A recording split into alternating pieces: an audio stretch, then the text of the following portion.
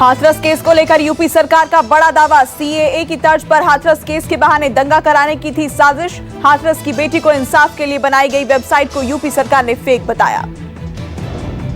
UP सरकार ने कहा, विरोध प्रदर्शन की आड़ में वेबसाइट पर देश और प्रदेश में दंगे कराने और दंगों के बाद बचने का तरीका बताया गया। मदद के बहाने दंगों के लिए इस्लामिक देशों से फंडिंग की जा रही थी। यूपी सरकार ने दंगों की साजिश करने वाली वेबसाइट के नामों का खुलासा किया है, जिसमें कहा गया है कि दंगे भड़काकर पीएम मोदी और योगी की छवि खराब की जा रही थी। पीएफआई ने फंडिंग की। सीएम योगी ने विपक्ष पर दंगा भड़काने की साजिश का आरोप लगाया। कहा, विपक्ष को विकास नहीं पसंद है, ये लोग देश और प्रदेश में जातीय दंगा भड़काना चाहते हैं। देश में भी और प्रदेश में भी दंगा, जातीय दंगा भड़काना चाहते हैं, सांप्रदायिक दंगा भड़काना चाहते हैं। इस दंगे की आड़ में विकास रुकेगा, इस दंगे की आड़ में उनकी रोटियां सेकने के लिए उनको अवसर मिलेगा, इसलिए वे नित नए षड्यंत्र करते रहते हैं। हाथरस केस में प्रदर्शन को लेकर सख्त प्रशासन। आरएलडी नेता जयंत चौधरी, भीम आर्मी चीफ चंद्रशेखर और 400 कार्यकर्ताओं के खिलाफ केस दर्ज। धारा 144 तोड़ने का आरोप। हाथरस कांड को लेकर यूपी सरकार की सीबीआई सिफारिश पर सियासत जारी है। आज आम आदमी पार्टी के राज्यसभा सांसद संजय सिंह हाथरस जाएंगे। हाथरस मामले में कल एसआईटी ने आरोपी के परिवार से पूछताछ की थी। आज एसआईटी की टीम जेल में बंद आरोपियों का बयान लेने जाएगी। हाथरस से मौजूदा बीजेपी सांसद राजवीर दिलेर और हाथरस चेयरमैन आशीष शर्मा कल अलीगढ़ जेल गए। हाथरस के आरोपियों से मिलने की चर्चा तेज। सांसद राजवीर दिलेर और चेयरमैन ने आरोपियों से मिलने की बात से इनकार किया। कहा, व्यक्तिगत कारणों से जेलर से मिलने गए थे। डीएनडी पर प्रियंका गांधी के साथ बदसलूकी पर नोएडा पुलिस ने लिया संज्ञान। जांच के आदेश, वरिष्ठ महिला अधिकारी जांच करेंगे।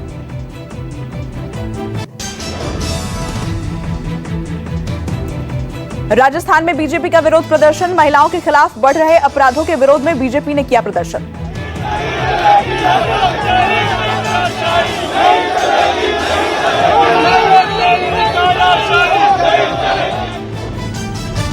जयपुर में सड़कों पर उतरे बीजेपी के नेता और कार्यकर्ता। बीजेपी अध्यक्ष सतीश पूनिया सहित कई नेताओं को हिरासत में लिया गया।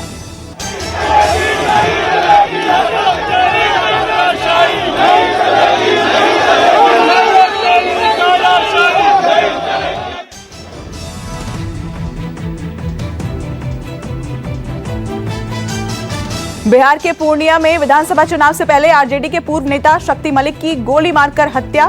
तेज प्रताप यादव, तेजस्वी यादव समेत 6 नेताओं पर एफआईआर दर्ज। बदमाशों ने शक्ति मलिक को घर में घुसकर मारी गोली। परिवार ने लगाया राजनीतिक साजिश का आरोप। शक्ति मलिक का 29 सितंबर का बयान आया सामने। तेजस्वी यादव द्वारा 50 लाख रुपए की मांग और हत्या कराने का है वीडियो। हत्या के बाद मौके पर पहुंची पुलिस ने शुरू की जांच। घटनास्थल से देसी कट्टा और खोखा बरामद।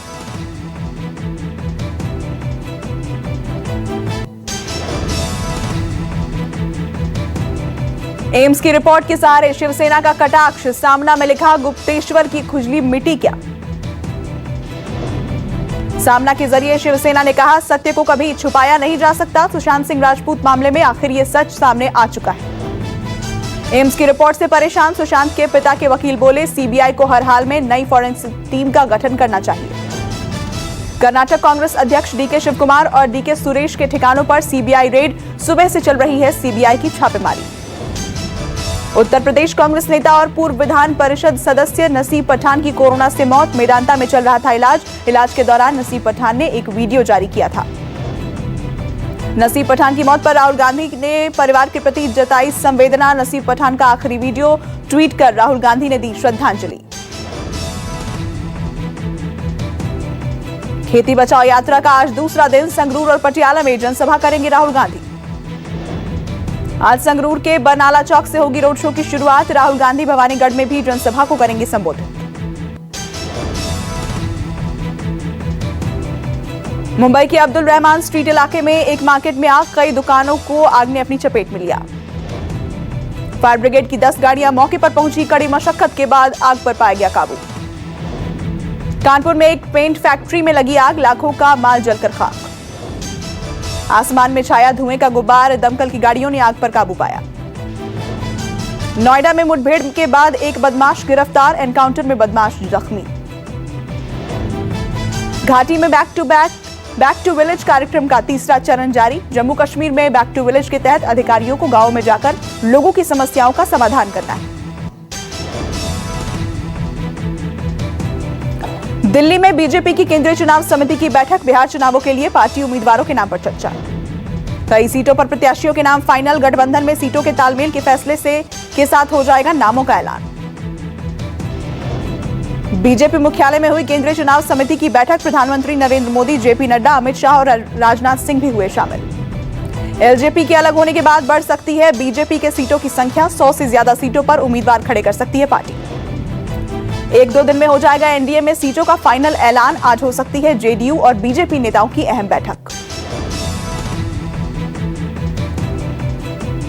एलजेपी ने किया बिहार में अकेले चुनाव लड़ने का फैसला, नीतीश कुमार के नेतृत्व में नहीं लड़ेगी चुनाव। एलजेपी के सभी विधायक पीएम मोदी को करेंगे मजबूत। 1 साल से बिहारी फर्स्ट के मुद्दों पर पीछे हटने को तैयार नहीं है एलजेपी। चिराग पासवान ने अकेले चुनाव में लड़ने के फैसले के बाद पटना के एलजेपी कार्यालय में कार्यकर्ताओं ने मनाया जश्न।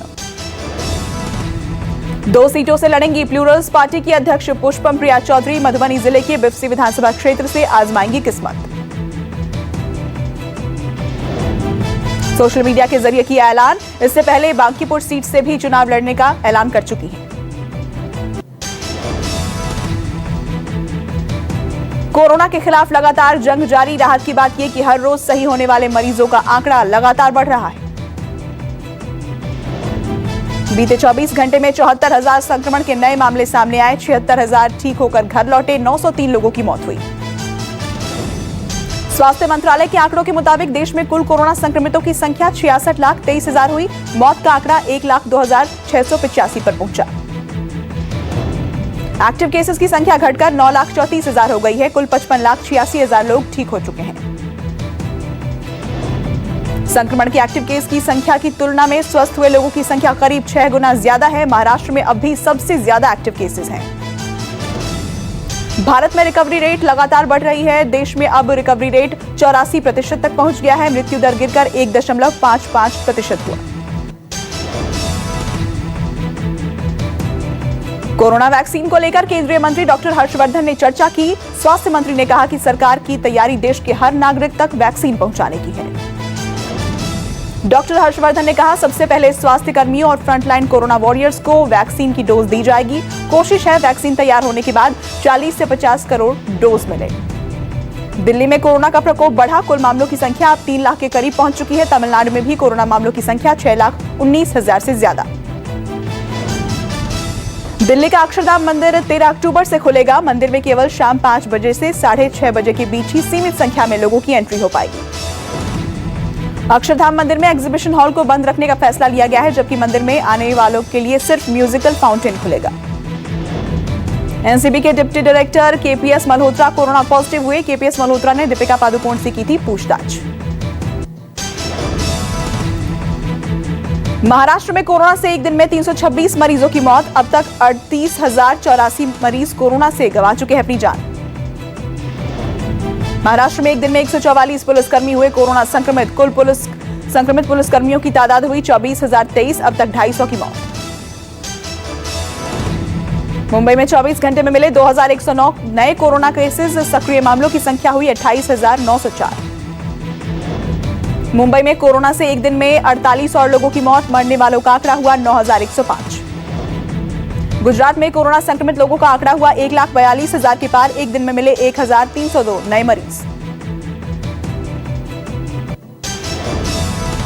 कोरोना काल में पटाखों को लेकर राज्य मानवाधिकार सख्त। राज्य सरकार से मांगी रिपोर्ट। दिवाली के मौके पर कोरोना महामारी के बढ़ते मामलों को देखते हुए रोकथाम के लिए दिए निर्देश। आज से महाराष्ट्र में सोशल डिस्टेंसिंग के साथ खुलेंगे रेस्टोरेंट्स। अभी तक सिर्फ पार्सल की परमिशन थी। चेन्नई में कस्टम की टीम की बड़ी कार्रवाई। 39.5 लाख रुपए का सोना पकड़ा। अभिनेत्री पायल घोष आ जा सकती हैं दिल्ली। अनुराग कश्यप के स्टेटमेंट के बाद पायल घोष देंगी पहली प्रतिक्रिया। मुंबई क्राइम ब्रांच ने बॉलीवुड में ड्रग्स सप्लाई करने वाले 2 लोगों को किया गिरफ्तार। निकेतन नाम का मेकअप आर्टिस्ट गिरफ्तार। मुंबई क्राइम ब्रांच ने परवेज नाम के शख्स को भी गिरफ्तार किया। इस पर बॉलीवुड में नशा भेजने का आरोप। एमपी में आज कांग्रेस का प्रदेशव्यापी धरना। गैंगरेप की घटनाओं के खिलाफ पार्टी का हल्ला बोल।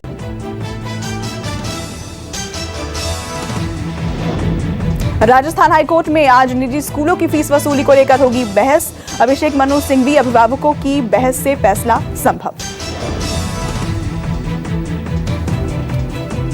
गुजरात के जामनगर में 4 लोगों पर नाबालिग के साथ गैंगरेप का आरोप। 3 आरोपी गिरफ्तार। देश में एक के बाद एक सामने आ रहे हैं रेप के मामले। पीड़ित परिवार और सांसद पूनमबेन मादाम ने की सख्त सजा की मांग। बलरामपुर गैंगरेप मामले में बोला मृतका का भाई 4 लोगों को गिरफ्तार तो किया, लेकिन ज्यादा पूछताछ नहीं की, वरना होते कई और लोगों के खुलासे। अधिकारियों से मुलाकात के बाद बोला पीड़ित परिवार, दोषियों को जल्द गिरफ्तार करने का मिला आश्वासन। परिवार के लिए की सुरक्षा की मांग। पिछले 10 दिनों से अंधेरे में जिंदगी गुजार रहे हैं इंदौर की एक टाउनशिप सैटेलाइट वैली में रहने वाले सैकड़ों लोग। टाउनशिप को बनाने वाले कोलोनाइजर ने नहीं भरा बिजली विभाग का 33 लाख का बिल। बिजली विभाग ने काटी बिजली, लोग परेशान। दिल्ली के इंडिया इंटरनेशनल सेंटर में रामधारी सिंह दिनकर जी को किया गया याद। कई गणमान्य लोग रहे मौजूद। खास मौके पर बीजेपी सांसद मनोज तिवारी ने कवि दिनकर की कविताओं की पंक्तियां सुनाई। कि जब कृष्ण ने कहा था दुर्योधन के समक्ष की दो न्याय अगर तो बाधा दो, पर उसमें भी यदि बाधा हो तो दे दो, केवल 5 ग्राम रखो अपनी धरती तमाम, हम वही खुशी से खाएंगे, परिजन पे हंसी न उठाएंगे, वह भी दुर्योधन दे न सका, आशीष समाज के ले न सका, उल्टे हरि को बांधने चला, जो था असाध्य साधने चला। ये सब तो बहुत चर्चित है। सोने का ताज पहन इतराती है, दोराह समय के रथ का घर घर नाद सुनो, सिंहासन खाली करो कि जनता आती है। सब दिल्ली में सोनिया गांधी के आवास पर आज शाम 4 बजे होगी केंद्रीय चुनाव समिति की बैठक। बिहार चुनाव पर हो सकता है मंथन। जयपुर में आज किसानों की समस्या को लेकर कांग्रेस का प्रदर्शन। अंबेडकर स्टैच्यू पर धरना देंगे कार्यकर्ता। धारा 144 के दौरान होने वाले इस धरने में मंत्री और विधायक भी होंगे शामिल। हाथरस कांड को लेकर भी कांग्रेसी करेंगे इंसाफ की मांग। मुंबई पुलिस कमिश्नर आज मीडिया से कर सकते हैं बातचीत। सुशांत केस में एम्स की जांच रिपोर्ट को लेकर दे सकते हैं बयान। जेईई एडवांस के नतीजे घोषित। पुणे के चिराग ने किया टॉप। प्रयागराज में बना कोविड अस्पताल का उद्घाटन। सीएम योगी और केंद्रीय स्वास्थ्य मंत्री हर्षवर्धन ने उद्घाटन किया। अमेरिकी राष्ट्रपति ट्रंप और फर्स्ट लेडी के जल्द ठीक होने के लिए प्रार्थना सभा। कोरोना से जंग लड़ रहे हैं दोनों। ट्रंप की सेहत में हो रहा है सुधार, दी जा रही है रेमडेसिविर। अमेरिका के राष्ट्रपति डोनाल्ड ट्रंप का जिस अस्पताल में चल रहा है इलाज, अस्पताल के बाहर से मिला संदिग्ध बैग। ब्रिटेन के प्रधानमंत्री बोरिस जॉनसन की मां हुई थी घरेलू हिंसा की शिकार। पिता ने तोड़ दी थी नाक। चीन ने बांग्लादेश से बढ़ाई करीबी। 26 अरब अमेरिकी डॉलर का कर रहा है निवेश। इमरान फिर मुश्किल में। मौलाना डीजल को सर्वसम्मति से विपक्ष का नेता चुना गया। इमरान के राजनीतिक सलाहकार ने लगाया आरोप। कहा नेपाल में पीएम मोदी और नवाज शरीफ ने की गुप्त मीटिंग।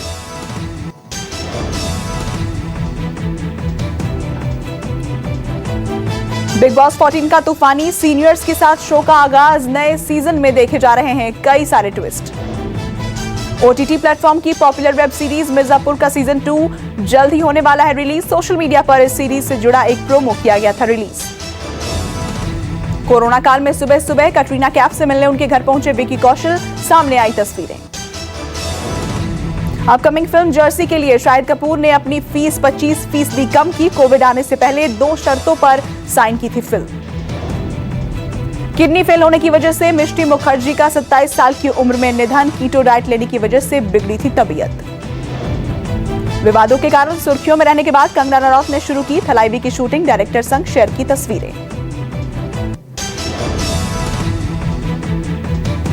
सीजन का सबसे बड़ा स्कोर बनाने वाली दिल्ली का सामना बेंगलुरु से आज कोहली ब्रिगेड के पास जीत की हैट्रिक लगाने का मौका। शारजाह में सीजन का सबसे छोटा स्कोर बनाकर भी जीती मुंबई। धोनी के नाम दर्ज हुई एक और उपलब्धि। दोनों मैचों में फील्डर्स ने दिखाया दम। सीजन में पहली बार कोई टीम दुबई में चेस करके जीती। वॉटसन और डुप्लेसिस ने चेन्नई के लिए सबसे बड़ी ओपनिंग पार्टनरशिप की।